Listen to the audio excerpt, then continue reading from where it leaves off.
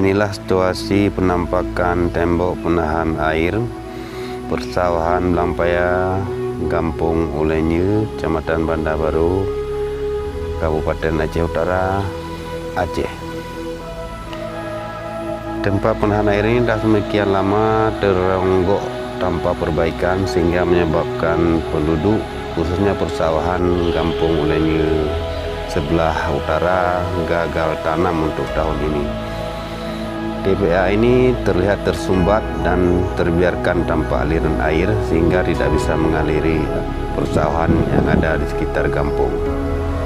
Persawahan di Kampung Ulenye ini yang terbengkalai sekitar 30 hektar kurang lebih terletak di Kampung Ulenye sebelah utara atau Ulenye Baru. Hal ini sangat miris untuk dilihat.